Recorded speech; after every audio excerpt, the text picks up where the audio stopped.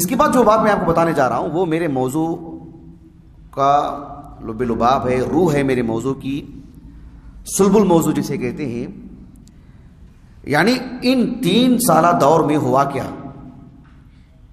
کچھ واقعات ہوئے. یہ حقیقت میں ہر شخص کے کا دل کا سوال ہے کہ کیا ہوا ہوگا 3 سال کی مدت میں. کوئی چھوٹی مدت نہیں ہے نا. یہ جو دورہ ہے دورہ العلمیہ 3 دن کا ہے. کوئی اگر اس کی رپورٹ تیار کرنا چاہے تو 3 دن سے پتہ کتنی باتیں لکھے گا، وہ کتنی باتیں ہوں گی. تو یہ 3 سال کی مدت کو کیسے بیان کیا جائے گا، کتنی باتیں ہوں گی.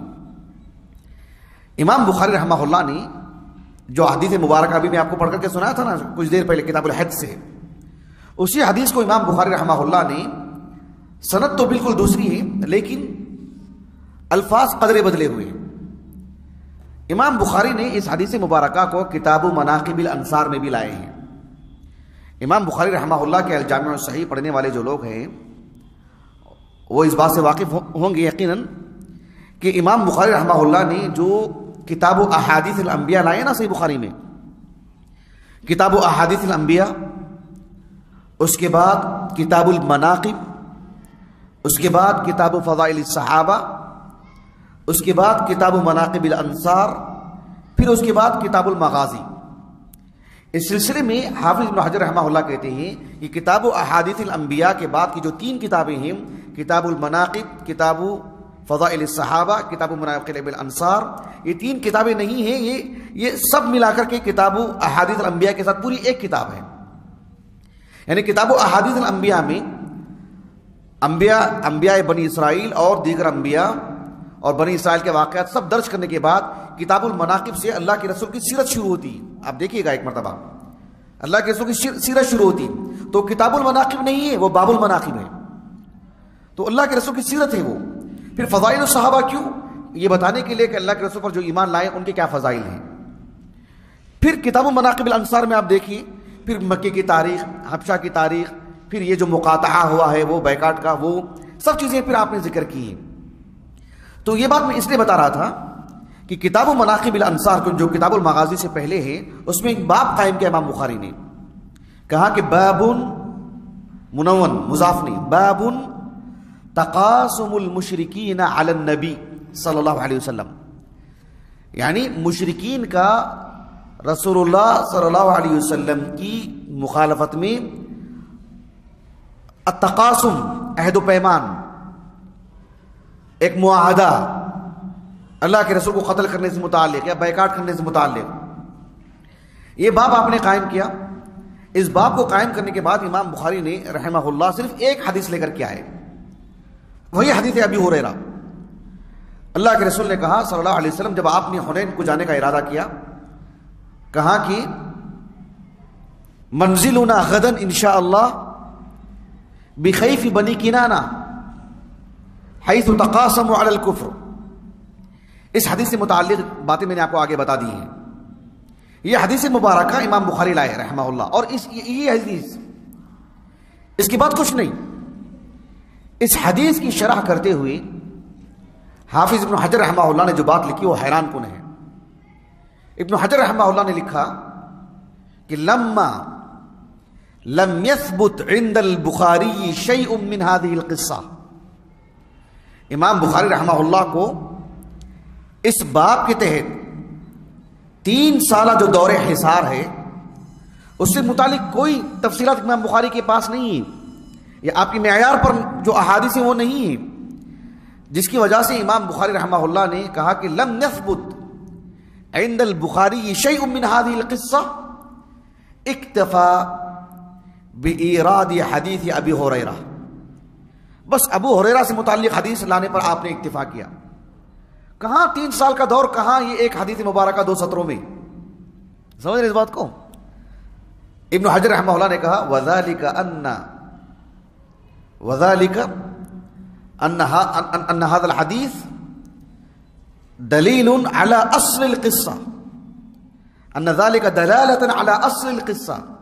یہ حدیث مبارکہ ہے 2 سطروں میں، لیکن 3 سالہ دور حصار کی جو تفصیلات ہیں اس پر یہ دلالت کرتا ہے، دلالت کرتی ہے حدیث مبارکہ کہ ایک قصہ ہے جو بہت مفصل ہیں، بس اس کو مختصر امام بخاری لے کر آئے ہیں۔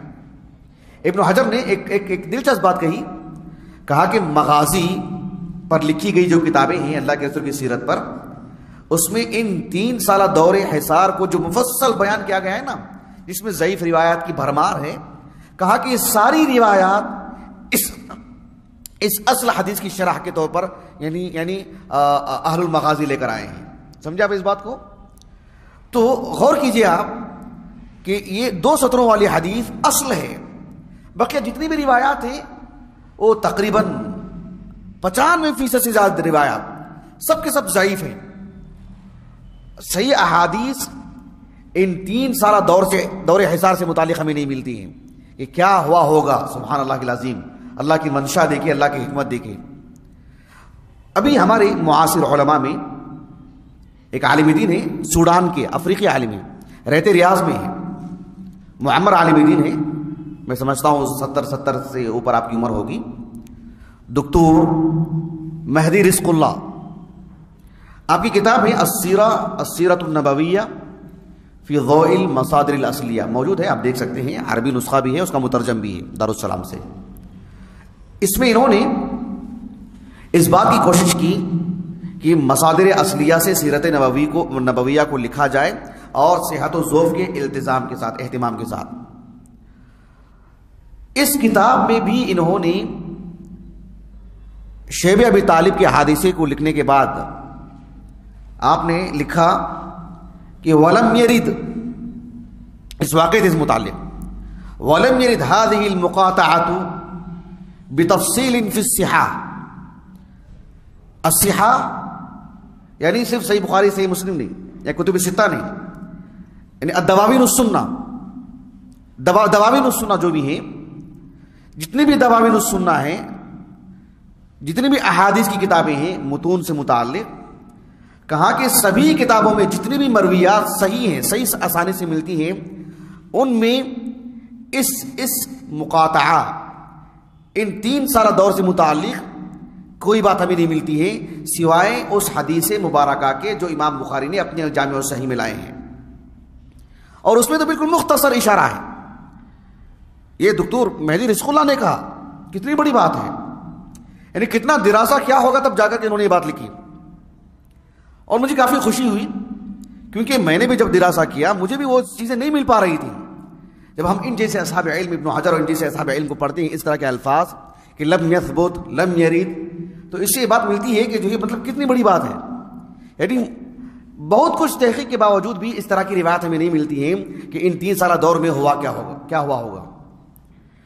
ایک اور بات میں آپ کو بتاتا ہوں، حافظ ابن کثیر رحمہ اللہ کی جو السیرہ النبویہ ہے، البدایہ والنہایہ، ہمارے پاس موجود ہے محقق نسخہ، یہاں رکھا ہوا دیکھیے، اس میں آپ دیکھیے غالباً 3 جلد میں اللہ کے رسول صلی اللہ علیہ وسلم کی سیرت کو اتنی تفصیل سے بیان کیا انہوں نے انہی روایات کے ذریعے سے، اور اس میں شیب ابی طالب کا جو حادثہ ہے اس میں اتنی روایات ہیں۔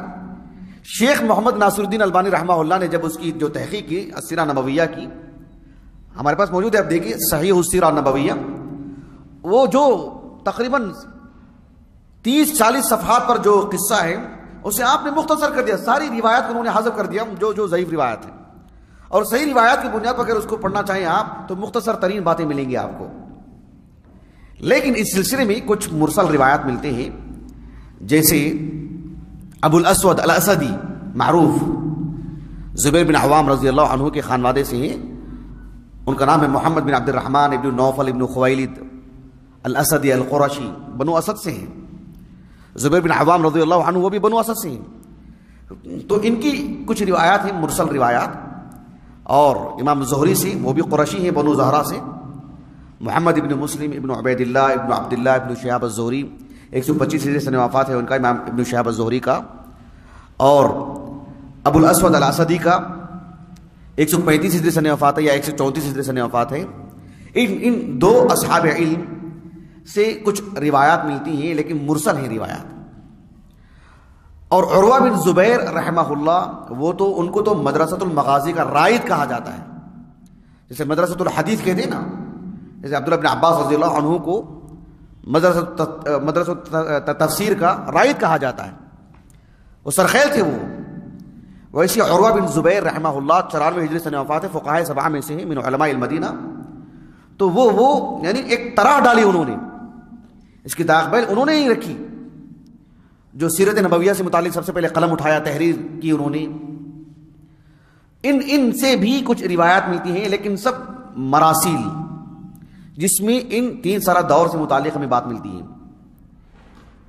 یہ بات میں آپ کے سامنے اس لیے رکھ رہا ہوں کہ جو ساری جو روایات مرسل روایات ہیں، انہی روایات کو رکھ کر کے شیب ابی طالب سے متعلق تفصیلی باتیں اہل السیر اپنی اپنی کتابوں میں درج کی ہیں.